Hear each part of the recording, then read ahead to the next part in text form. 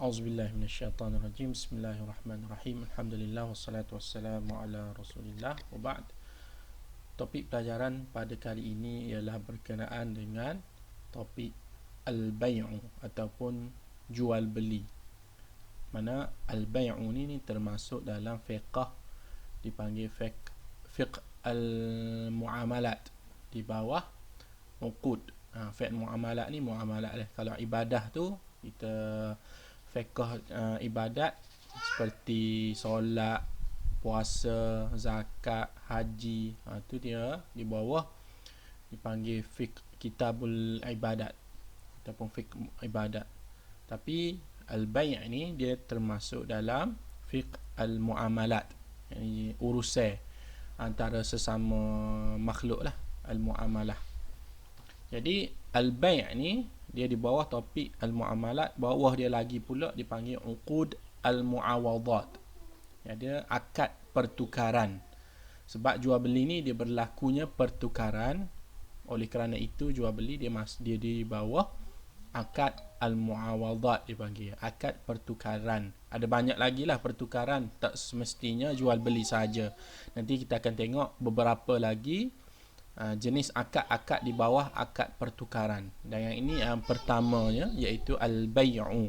Jadi kita akan lihat apakah ta'rif dia, dalil dia, hukum dia, jenis-jenis dia, dan rukun dia, dan juga syarat dia. Dan kita akan akhiri dengan beberapa permasalahan fiqh berkenaan dengan akad pertukaran jual beli ni dah. Okey.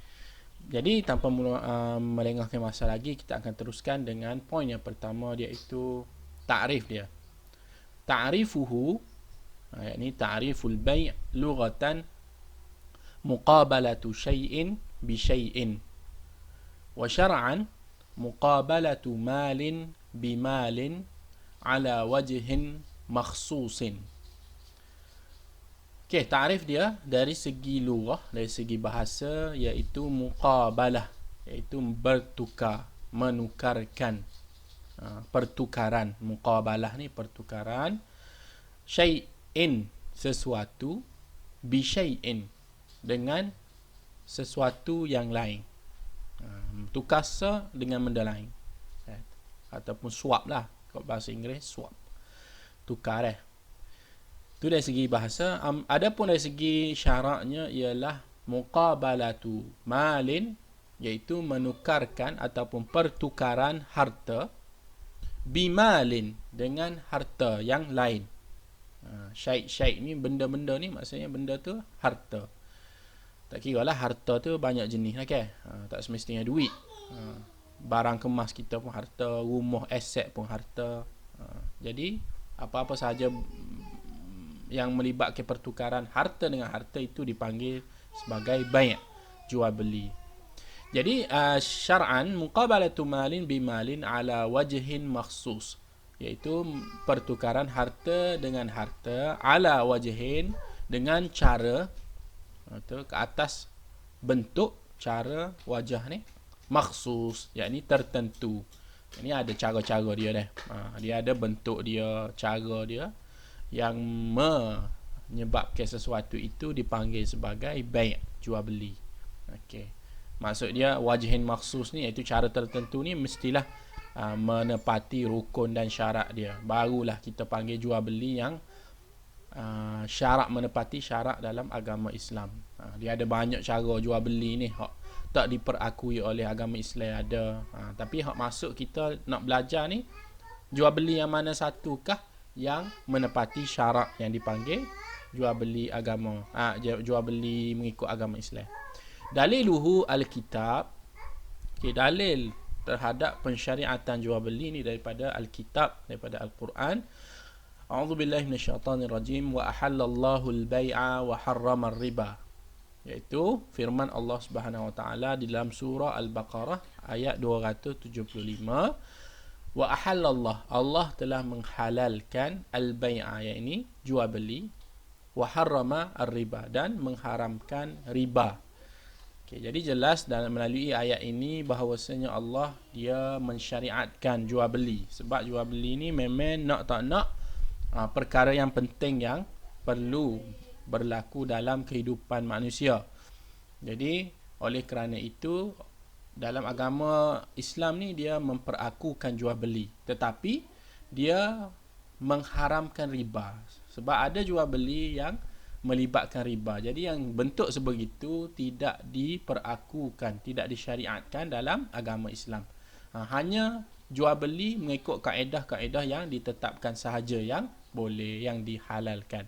Jadi jelas hadis dalil ni daripada Al-Qurannya bahawasanya Allah menghalalkan jual beli. Okay. Dari dalil sunnahnya pula, wa minas sunnah qala Rasulullah sallallahu alaihi wasallam innamal bay'u an taradin. Okay, bermaksud sabda Rasulullah sallallahu alaihi wasallam, innama sesungguhnya al bay'u, urusan jual beli ni, an taradin mestilah melalui keredaan, mestilah diredai antara kedua-dua pihak.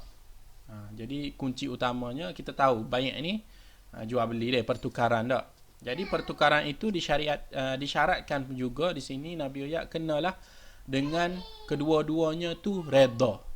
Maksudnya yang membeli tu dia redha, maksudnya dia pilihan dia untuk nak membeli. Manakala penjual dia pun redha juga untuk nak melepaskan barangnya kepada orang yang nak beli tadi. Sekiranya tiada redha antara kedua-dua pihak tu, maka ianya bukan jual beli yang mengikut agama lah. Sebagai contohnya, seseorang tu dia paksa supaya orang tu beli barangnya dia. Macam contoh cerita Piramli lah deh, Doremi tak. Jadi dalam tu ada satu scene tu, dia masuk rumah orang macam muka perampok, tapi dia suruh beli deh. Macam perampok tapi rupa-rupanya beli, berniaga secara paksa dipanggil. Suruh beli ubat gigi dia nak jual tadi. Jadi gitu bukan jual beli yang dimaksudkan dalam syariat Islam lah. Tak kena paksa beli. Jadi tak reda lah orang yang nak membeli tu. Penjual tu paksa suruh beli juga dia. Baik, hukum dia jaiz, iaitu dibolehkan. Bolehkan jual beli, jaizun, boleh. Seterusnya kita akan tengok beberapa jenis jual beli.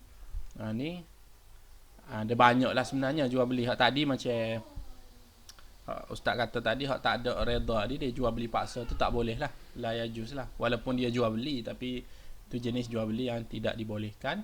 Jadi kita tengok sini dia ada nyatakan 4 jenis jual beli.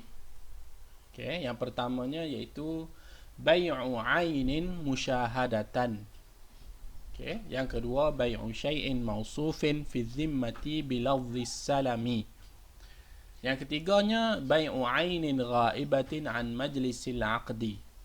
Dan yang keempat bai'ul manafi'i wa huwa al-ijarah. Okey. Baik, kita tengok ke semua empat jenis jual beli pertukaran ni, akad pertukaran ini. Yang pertamanya iaitu bai', jual beli pertukaran ainin, barang, musyahadatan, yang dilihat, yang ada, yang wujud, yang ada depan mata. Musyahadatan ni maksudnya yang dilihat, yang ada di hadapan. Contohnya macam biasalah, kita pergi kedai nak beli telefon, dia pun tunjuk waktu beg kotak telefon, kita membuka ke apa, kita tengok telefon ni sekian. Maka penjual dan pembeli sama-sama puas hati. Pembeli puas hati dengan harga dia gapo, tengok tak ada cacat gapo semua tu, maka pembeli bayar duit dan dia dapat harga, dia dapat barang. Jadi berlaku pertukaran tu, jual beli itu adalah hak asas lah. Itulah dipanggil jual beli yang sebenar. Jadi bai'u ainin musyahadatan tu hukum dia adalah jaiz. Okey, jaiz, boleh deh. Dan kita ada syarat-syarat lah lepas ni lebih detail lagi, kita akan tengok lepas pada ni. Nombor 2-nya bai'u syai'in mausufin fi zimmati bilafzis salami. Okey, ini salah satu jual beli yang agak popular juga zaman ni, iaitu jual beli bai'u syai'in, sesuatu benda, mausufin fi zimmah, yang disifatkan, yang diberitahu ciri-cirinya fi zimmati oleh penjual. Ciri-ciri tersebut oleh penjual. Bilafzi salami, okey, ini dipanggil sebagai bai'u salam lah, dengan lafaz salam. Okey, perincian dia, huraian dia, iaitu seseorang ataupun penjual dia menjual barangnya kepada pembeli, yang mana barang tersebut tu tak ada di depan mata. Kalau tadi ainin musyahadatan, dia jual barang tu ada di depan mata. Jadi penjual boleh tengok, pembeli pun boleh tengok depan tu ada benda tu. Untuk yang kedua ni, syai'in mausuf, benda tu tak ada tapi disifatkan saja, dia beritahu sifat dia. Ni memang adalah kala ni. Contohnya kita nak beli Shopee, barang di Shopee dia. Barang tu tak ada depan mata kita, yang adanya hanya gambar sahaja. Kita hantar post kat WhatsApp ke, WhatsApp contoh. Kita nampak sahaja gambar tu, itulah disifatkan. Gambar tu yang menyifatkan benda tu. Benda tu mungkin tak ada lagi. Hak orang token jual tu macam contoh kek dia. Dia tak buat pun kek tu, tak ada lagi. Cuma dia letak gambar. Dia dah buat lepas tu barang tu dah jual, dia ambil gambar tu, lepas tu dia post. Buat status ke Facebook ke apa. Okey, jangan nak beli kek sekian-sekian, kek Magnum contohnya. Kek pelangi bersinar, harga sekian-sekian. Jadi kek ni berapa kilo, tu sifat dia. Dia letak kilo berapa, gapo dia guna, warna gapo, kita boleh tengok melalui gambar. Okay. Maka penjual ataupun pembeli dia tengok, dia puas hati, okey, kek sekilo harga sekian-sekian, molek nampak sedap ni. Maka dia pun ayat, aku nak beli kek sekian-sekian, dia transfer duit. Baru lepas tu kek tu baru sampai. Itu dipanggil salah satu jenis jual beli, dipanggil jual beli salam, lafaz salam. Maknanya bayar dulu, barang siapa kemudian. Dia ada jenis macam-macam dia. Hak lah ni kan macam-macam lah COD-nya. Kalau hak jenis bayar dulu barang mari ke dia tu, ni dipanggil salam lah kalau dalam fiqh Islam ni. COD ni standardnya bayar barang siapa baru bayar ni. Hak ni sama macam nombor 1 lah. Okey, nombor 3. Bai'u ainin ghaibatin an majlisi al-aqdi, iaitu bai', jual beli, ainin, barang ghaibah. Ghaibah ni maksudnya yang tiada, an majlisil aqdi, yang tiada masa nak buat pertukaran jual beli. Okey, ni perincian sikit apa yang membezakan dia dengan nombor 1 dan juga nombor 2. Okey, nombor 1 tu jelas dah. Barang tu ada. Jadi pembeli nak beli, dia boleh belek-belek tengok setuh ke apa. Tengok pada jenis barang tu lah. Okey, untuk yang kedua, dia barang tu tak ada. Dia macam nombor 3 lah. Tak ada. Tapi walaupun tiada, sifat-sifat bagi barang itu ada. Sifatnya gambar ke ataupun penjual tu royak mulut ke. Kita pun tergambar. Kita tanya, kek lagu mana? 4 segi. Berapa kilo? Sekilo. Warna gapo? Kek coklat ni dah. Kita buh sekian-sekian topping gapo-gapo. Tu walaupun tiada, tetapi masa nak berurusan tu benda tu disifatkan, diberikan sifat. Maka hak tu tak ada masalah, jaizun, jenis pembelian lagu tu okey. Hak yang ketiga ni barang tak ada, royak sepatutnya. Dari segi sifatnya tak royak lagu mana. Hanya royak rega ya. Jadi benda tu tak ada, sifat pun tak ada, masa nak royak tu, maka bila nak berlaku pertukaran jual beli ni, tu bayar duit. Tu kata nantilah barang tu siap lah. Jadi jenis lagu ni tak diperakukan oleh syariat Islam. Sebagai contoh, kata nak jual kek, harga RM10. Okey, kek ke apa? Kek lah. RM10 je. Ambil mari ambil. Murah. Lagu mana kek tu? Tak apalah, nanti kita tunjuk lah bagi demo bayar dulu. Lepas tu bagi siapa? Tu dia panggil jatuh kategori itu, kategori yang ketiga. Sebab barang tak ada dan sifat-sifat tersebut pun tak ada juga. Tak diberi tahu. Maka jenis jual beli yang sebegini adalah tidak dibolehkan. Dan yang keempat, iaitu bai'ul manafi' wa huwa al-ijarah, iaitu jual beli manfaat. Jual beli manfaat. Bagaimana tu? Wa huwa al-ijarah, dan ini dipanggil akad sewa. Sewa dah. Sewa. Bukan sewa beli ni, sewa sahaja. Sebab sewa ni dia berlaku pertukaran. Contohnya orang dia sewa bilik. Dia pergi Kuala Lumpur, dia dapat kerja Kuala Lumpur ataupun tak payah Kuala Lumpur lah, jauh awak kan. Awak duduk jauh, lepas tu nak mari bulan nak pergi sekolah, ada kakak-kakak kita, adik-adik kita. Bila dia jauh nak bulan payah, dia sewa pondok-pondok hak dekat dengan sekolah kita tu kan. Jadi dia sewa, dia bayar duit setiap bulan. Apa tukaran dia? Tukaran dia manfaat yang dia dapat melalui bilik yang dia sewa tu. Bilik tu tidak menjadi hak milik dia. Dari segi hak milik tak bertukar.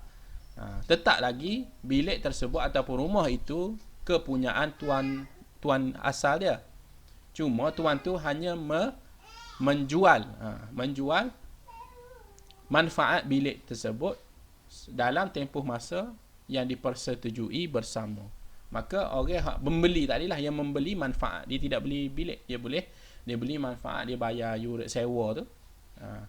Jadi dia dapat manfaat, boleh duduk di bilik tu. Tapi dia ada hak lah. Dia tak boleh buat kongsi-kongsi tak, sebab tu bukan milik dia. Dia hanya dapat manfaat. Kalau bilik kan manfaat dia kat tempat tidur dia. Tempat tidur, tempat berehat, tempat berlindung dan sebagainya. Jadi ini adalah salah satu jenis jual beli juga, tapi tidak dipanggil jual beli lah, dia panggil ijarah, iaitu sewa. Akad sewa, kontrak sewa. Maka sewa hukum dia adalah jaiz. Baik, seterusnya kita pergi kepada arkanul bai', iaitu rukun-rukun bai'. Apakah rukun yang perlu bagi melaksanakan akad pertukaran jual beli ini? Yang pertama kita ada aqidun, penerangan dia al-bayanu al-ba'i'u wal mushtari. Yang kedua ma'qudun alaihi, penerangan dia as-samanu wal muthman. Dan yang ketiga as-sighah, iaitu al-ijabu wal qabul walau kinayatan. Itu ditambah walau kinayatan. Baik.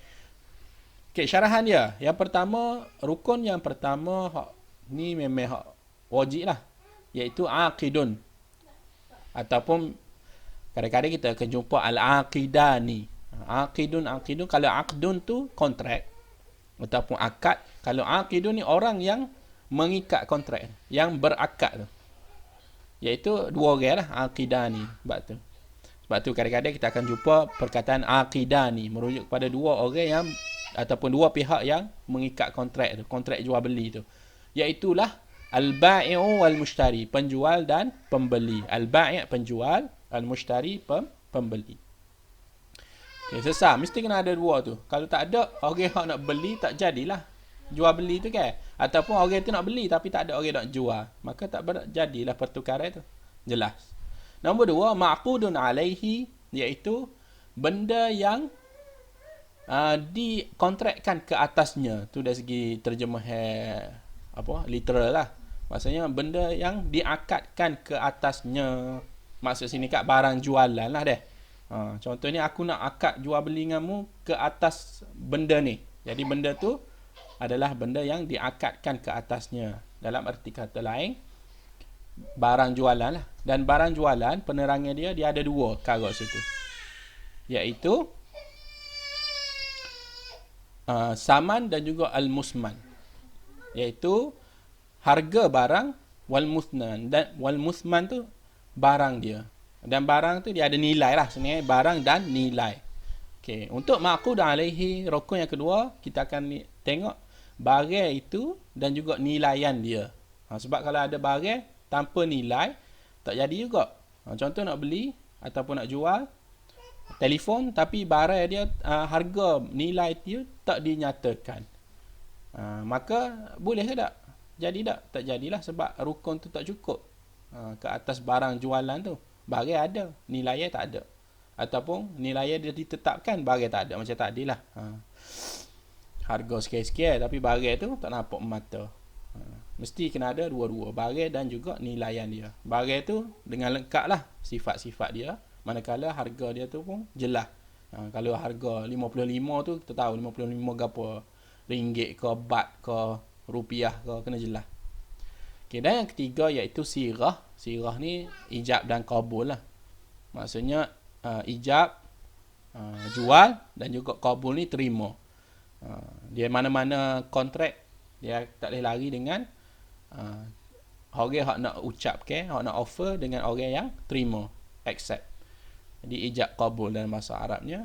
Contoh kalau dari segi jual beli kak, jual lah deh harga barang ni dengan harga sikit-sikit. Lepas tu pembeli kata okey terima, okey beli dah. Tu biasa kita jumpa di pasar lah, mocik-mocik dulu, okey jual, beli. Tapi kalau tak sebut macam mana contohnya beli barang di meseng, beli barang ada ke jual contohnya air ke, air tank tu kita masuk duit tu beg barang tu. Mana sirah di situ, meseng tu tak ada air jual dah. Kita okey beli meseng. Tak ada. Itulah dipanggil, tu jenis-jenis lain lah, ada perinci dia. Tak saya ayat sini lah. Sebab situ dia kata walau kinayatan, tu maksudnya secara kiasan ataupun secara yang difahami. Dah nampak dah okay? Waktu serah, waktu pula terima, muka pun ada senyum. Jadi kita faham lah, waktu tu serah dengan reda dia tu maknanya dia nak jual, ijab, dan kita terima pun senyum ke kawan hak jual tu pun maknanya kita pun menerima. Tu pun dah memadai, tak semestinya kena royak mulut. Okey, jelas? Okey, baik. Seterusnya pergi kepada poin yang seterusnya, syarat ataupun syurutul mabi'. Yang ni khas kepada barang jualan tadi, iaitu syarat-syarat bagi barang jualan. Al-mabi' ni benda yang dijual, ditukar beli tu, yang dijual. Okey, ada beberapa syarat untuk membolehkan jual beli itu dipanggil jualan ataupun jual beli yang syar'i, yang mengikut agama Islam kita.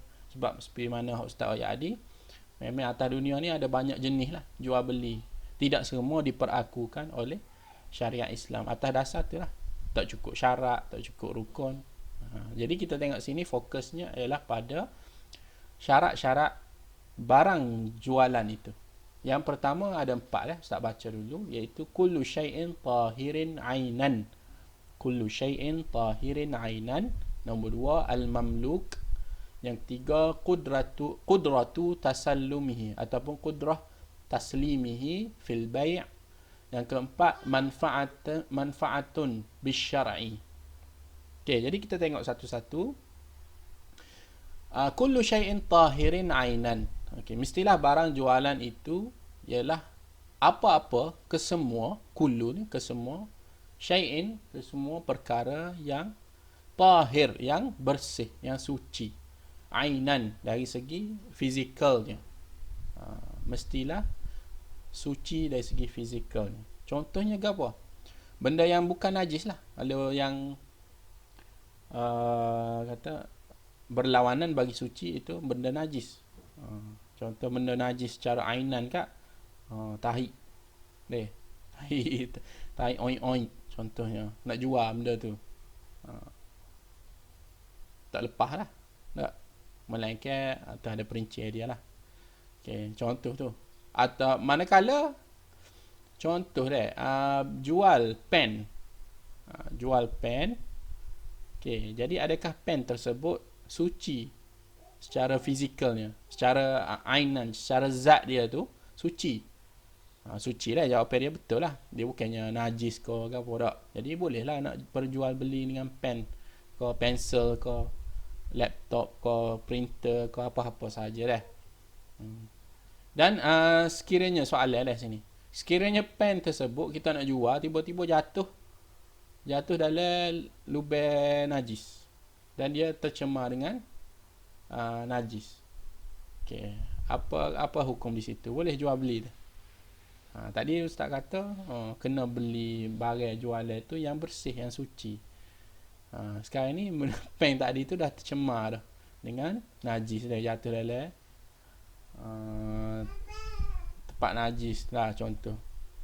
Macam mana? Adakah sudah berubah hukum dia? Okey, dia syaratkan sini sebab itulah dimaksudkan tahir ainan. Dari segi zat dia, pen tu tidaklah najis dari segi sendiri dia tu kan. Dia tu hanya bercampur dengan elemen luar yang najis. Kita bersihkan najis tersebut, maka dia kekallah suci kembali. Bolehlah jual. Tak ada masalah. Kalau kita tak naknya yang najis tu dia sendiri tu najis. Barang sendiri tu, barang tu sendiri adalah najis. Maka tak lepaslah syarat yang pertama. Oleh kerana yang demikian, tak lehlah, tak sahlah berjual beli dengan barang tersebut. Nombor 2. Okey, selesai dah pertama, syarat pertama. Syarat yang kedua dinyatakan sini al-mamluk, iaitu barang tersebut dimiliki. Dalam erti kata lain, mestilah dimiliki oleh orang yang nak jual dia. Nak jual barang tersebut. Kalau contoh nak jual telefon, mestilah telefon itu milik dia. Dia tak boleh jual telefon milik orang lain. Senang kata gitulah. Kalau dia jual, dia curi, contohnya dia curi telefon dan dia jual, maka tak sahlah jual beli tu. Tapi bagi pembeli, dia tak tahu, sekiranya tak tahu, tak jadi masalah. Tapi bila dah tahu mula, tak boleh lah. Dia kena jual beli tadi tak sah. Orang yang curi tadi kena pulangkan balik barang tadi, dan pembeli tu kena pulangkan balik barang yang dibelinya kepada tuan hak asal. Okey dah. Itu syarat yang kedua. Yang ketiga ialah qudratu tasallumihi ataupun taslimihi fil bai', iaitu keupayaan untuk menyerahkan ataupun nak menerima barang tersebut semasa dalam urusan jual beli. Keupayaan maksudnya kemampuan. Dalam erti kata lain, penjual dia hendaklah dia mampu, dia boleh untuk menyerahkan barang hak pembeli nak beli tadi, dan pembeli itu pula dia mampu untuk membeli barang yang dibelinya, untuk menerimanya. Kalau sekiranya tak mampu, maka tak jadilah, tak sah jual beli itu. Contohnya macam mana kalau zaman itu Kak? Dia bagi contoh kalau dalam kitab-kitab fiqh yang klasik, dia kata dia nak beli, dia berjual beli burung yang terlepas. Burung tu hak asalnya memang tuan hak. Dia pegang burung. Masalahnya bila dia nak jual, burung tadi dah terlepas daripada sangkar dia. Maka dia kata, tak apalah, jual jugalah. Burung tu yang mari dah tu. Nanti tak mari esok, lusa. Dia royak gitu tu bermaksud dia pun tidak mampu untuk nak ambil burung tu, nak serahkan kepada pembeli, dan pembeli tu pula tidak mampu untuk nak tangkap burung tu. Boleh jadi burung tu dah gimana lah tahu. Tapi barang tu dah bayar dah deh. Harga burung tadi dah bayar. Maka apa berlaku situ? Maka sini kita kata jual beli tadi adalah tidak sah kerana tak cukup syarat yang ketiga, iaitu kemampuan untuk nak dapatkan barang jualan tadi. Pembeli tidak mampu nak ambil, dan penjual juga tidak mampu nak serahkan jualan itu. Ada banyak lagi lah contoh-contoh kata moden lah ni pun. Contoh COVID ke apa kan. Contoh lah ni kan banyak barang tak siapa ke apa. Mungkin kita boleh kaitkan bentuk tersebut lebih moden sikit. Tapi yang penting awak faham dah maksud syarat yang ketiga tu macam mana. Dan yang keempat iaitu manfaat bisyar'i.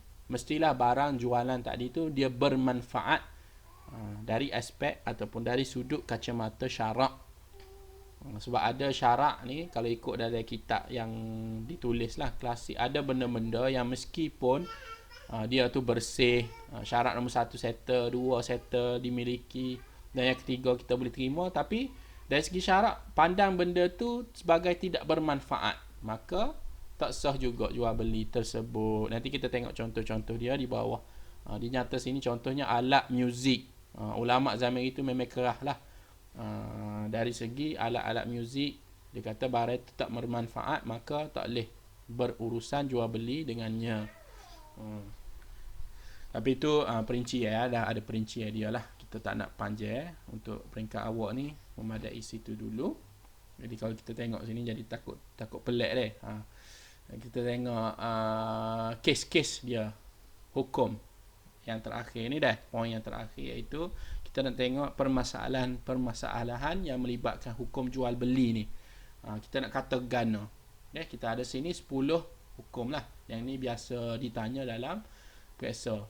Kadang-kadang dia mari hak lain pun ada juga. Tapi asalkan kita faham konsep dia, jual beli, kita faham, kita ingat rukun, kita ingat syarat, Maka insya-Allah kita dapat jawab.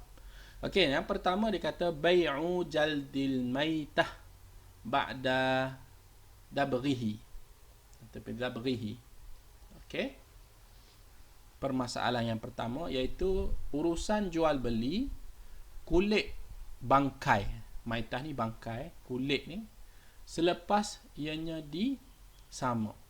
Selepas ianya apa panggil? Cuci dah kulit tu. Kalau haiwan yang disembelih tak ada masalah. Kulit sekarang ni maitah dan sama je sebenarnya.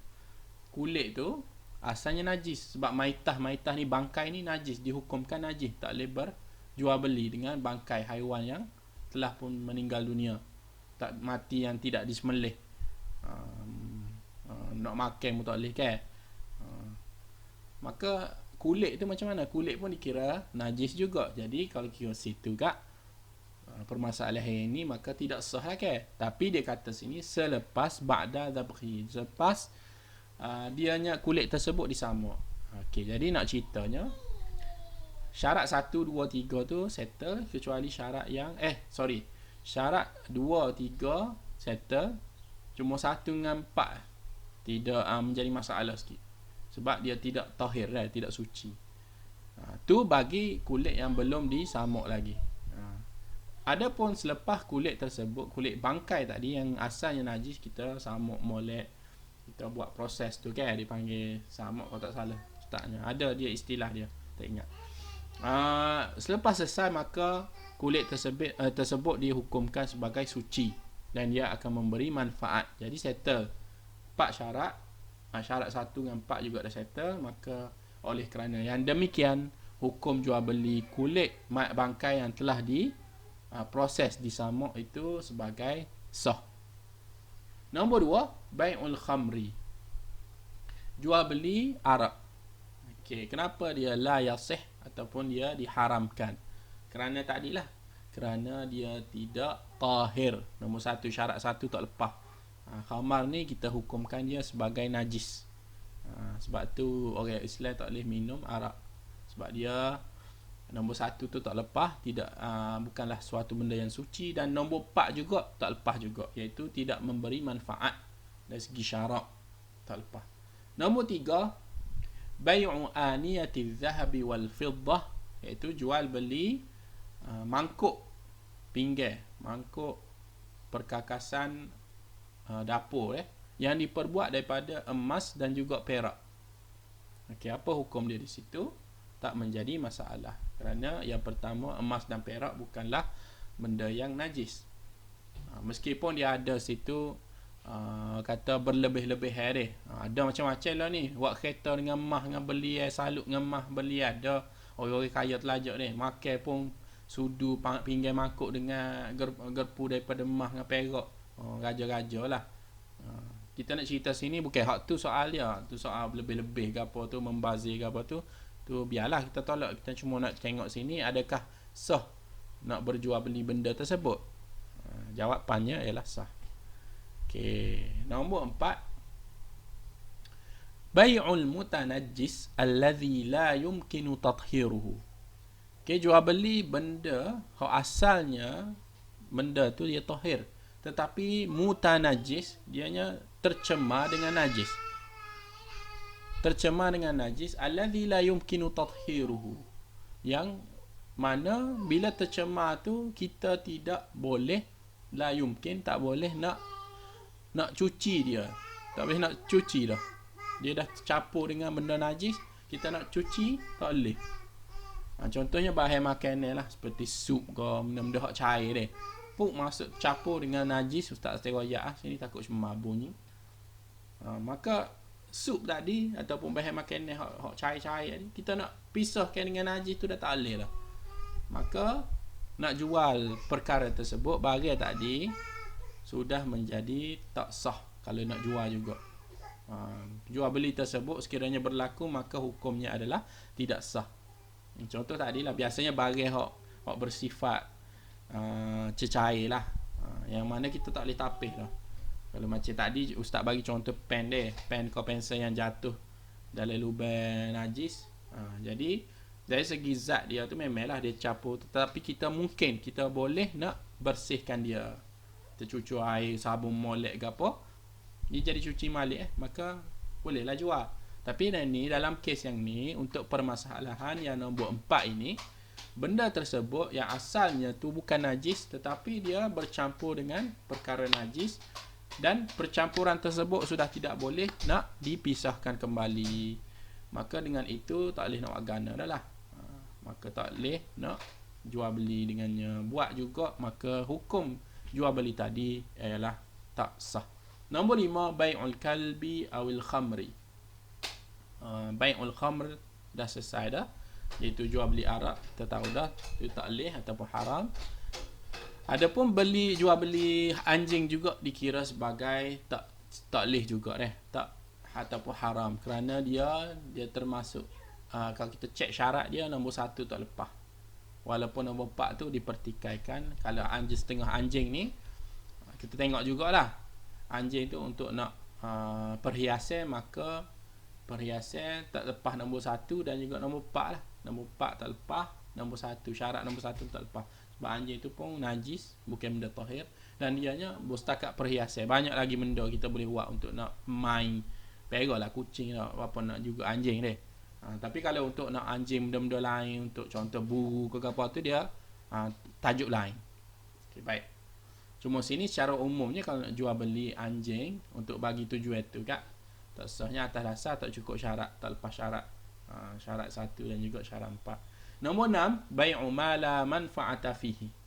Jual beli apa-apa yang tiada, ma tu apa-apa benda, la yang tiada, manfa'ata yang tiada manfaat padanya, fihi padanya. Jual beli benda tak pekda.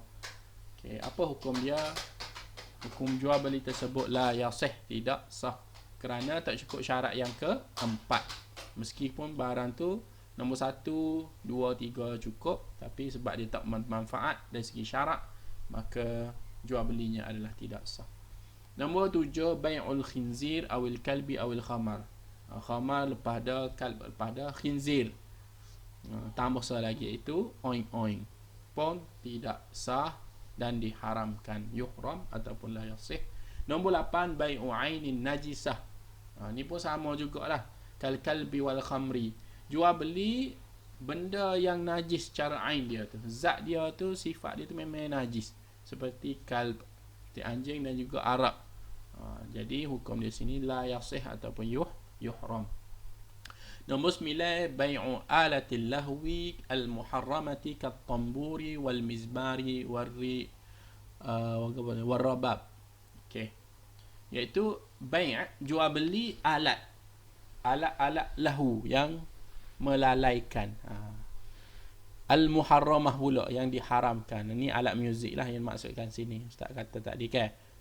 Jadi ulama dahulu memang muzik ni dan bermain dengannya dan sebagainya tu dikira haram, maka jual beli alat-alat tersebut pun dikira la yasih juga. Sebab tadilah mungkin manfaat syarat dari segi syarat tu tak ada. Oleh yang demikian tidak sah jual beli benda tersebut. Dan akhir sekali, nombor 10, bai'ut tuyuri fil hawa, iaitu jual beli burung-burung di udara. Okey, yang ni tidak sah juga, kerana nak jual burung pertama sekali, adakah ianya dimiliki nak jual tu? Dan sekiranya dimiliki, memang asalnya tuan tu memang dia burung tersebut bertuan, tapi sekiranya dia dah terbear dah, macam tadi ustaz ada bagi contoh yang terbang di udara tu, maka tak sah juga, sebab dia tak cukup syarat, tak lepas syarat yang ketiga, iaitu kemampuan untuk nak serah ataupun kemampuan untuk nak terima burung-burung tersebut dah berterbangan dah, meskipun cukup syarat-syarat lain. Jadi itu sahaja untuk topik bai' ini. Sekian dulu daripada ustaz. Pemaaf sekiranya ada salah silap sepanjang kelas tadi.